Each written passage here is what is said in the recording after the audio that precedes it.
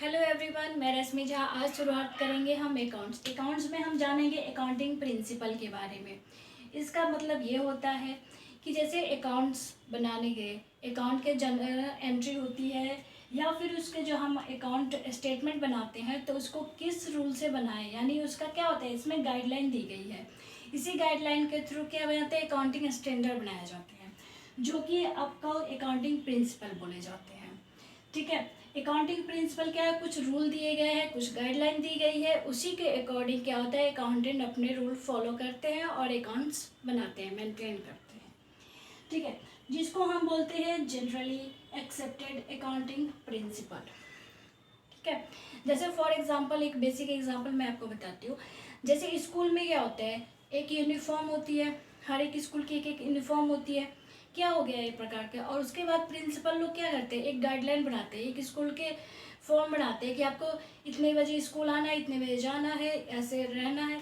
क्या हो गया, ये स्कूल के यूनिफॉर्म हो गया कि आपको यही फॉलो करने हैं, यही यूनिफॉर्म पहन के आने हैं। ठीक है, ये क्या हो गया, स्कूल का एक क्या है, गाइडलाइन है जो प्रिंसिपल बनाया गया उसी के। फॉर एग्जांपल वो तो स्कूल था, लेकिन इसमें एक गाइडलाइन दी गई है अकाउंटिंग प्रिंसिपल से, जिसके रूल को आपको फॉलो करना है और अकाउंटिंग स्टैंडर्ड बनाने हैं। ठीक है, अकाउंटिंग आपको बनानी है। तो वो स्कूल का था और ये है अकाउंटिंग का, जिसको हम बोलते हैं जनरली एक्सेप्टेड अकाउंटिंग प्रिंसिपल। ठीक है, अब हम ये जानते हैं कि इसका नेचर कैसा होता है। ठीक है, नेचर ऑफ अकाउंटिंग प्रिंसिपल, एक होता है यूनिफॉर्म सेट ऑफ रूल, यानी रूल का एक सेट ऑफ होते हैं यूनिफॉर्म। जैसे यूनिफॉर्म स्कूल में क्या होता है कि यूनिफॉर्म प्रिंसिपल ने अलाउ कर दिया कि आपको यही यूनिफॉर्म पहन के आना है। ठीक है, तो क्या हो गया, स्कूल के एक रूल बन गए कि वही यूनिफॉर्म आपको पहन के आना है। उसी टाइप से क्या हो गया, अकाउंटिंग प्रिंसिपल हो गए जो कि आपको इसी रूल के अकॉर्डिंग अकाउंटिंग बनानी है। ठीक है, तो ये हो जाता है कि उसके रूल के अकॉर्डिंग ही आपको बिजनेस में क्या करना है, अकाउंट अपना मेंटेन रखना है। ठीक है, उसके बाद मिडमैन, यानी कि आदमी के द्वारा क्या है, बनाया जाता है इसे।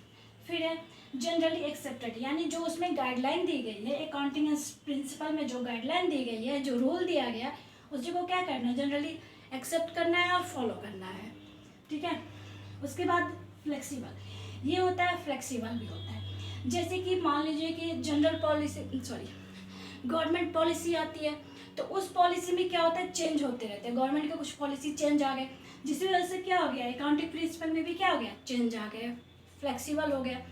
जैसे कि जीएसटी आ गया। ठीक है, तो जीएसटी आ गया तो गवर्नमेंट रूल पॉलिसी जब चेंज हो गए जीएसटी आके, तो क्या हो गया, सारे अकाउंटेंट वालों ने क्या किया, आपको जीएसटी फाइल करनी है। इसके रूल को क्या हो गया, ये अकाउंटिंग प्रिंसिपल में अप्लाई हो गया कि फ्लेक्सिबल हो गया कि गवर्नमेंट जो रूल आए उसके अकॉर्डिंग आपको बनानी है। ठीक है, ये हो गए उसके नेचर। ठीक है, अब नेक्स्ट पढ़ते हैं kinds of the accounting principal.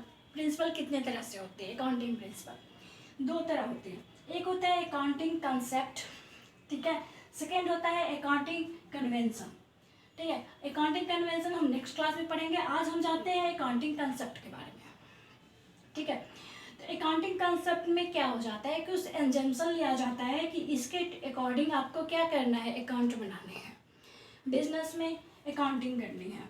ठीक है, उसके बाद आता है अकाउंटिंग स्टैंडर्ड, यानी कि as per accounting standard accounting concept के ही हैं, जिसको अकाउंटिंग स्टैंडर्ड यानी AS1 बोला जाता है, AS बोला जाता है, यानी अकाउंटिंग स्टैंडर्ड। ठीक है, जिसको इशू किसने किया था, institute of chartered accountant of India यानी ICAI ने, ठीक है, इशू किया था।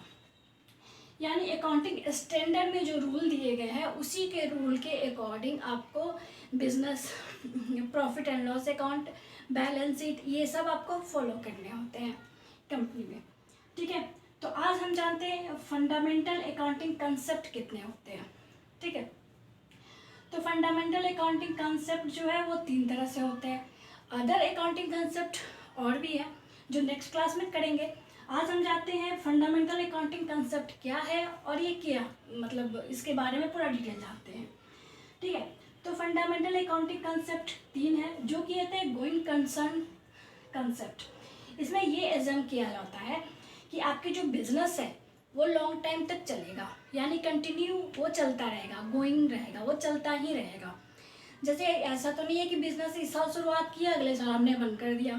ठीक है, तो इसका मेन जो है एग्जाम्पल वो हो जाता है लोन।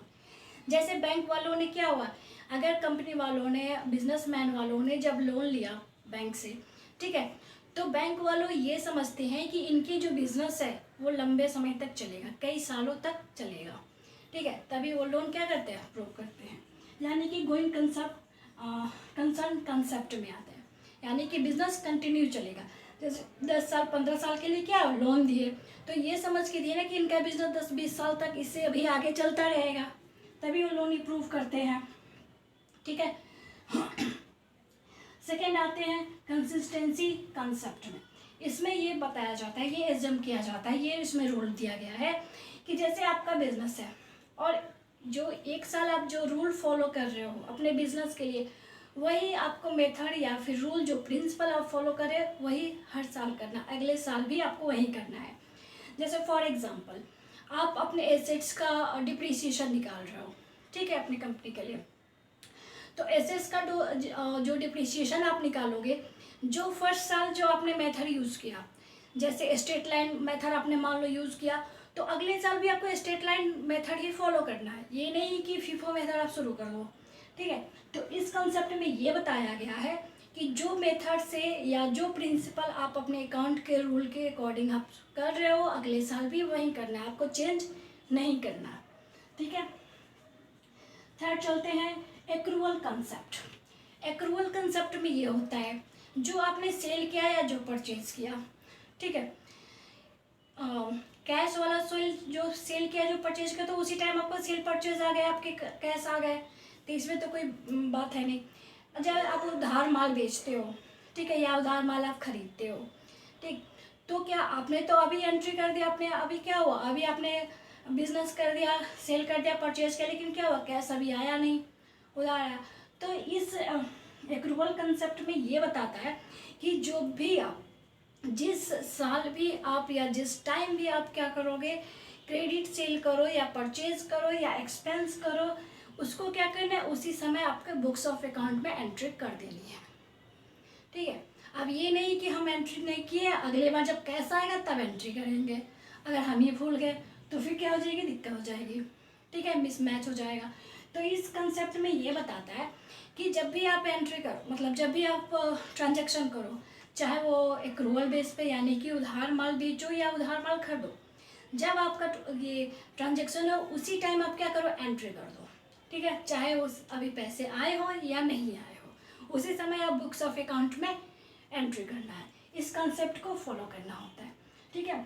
तो आज के लिए बेसिक इतना ही, नेक्स्ट क्लास में और आगे करेंगे। Thank you so much.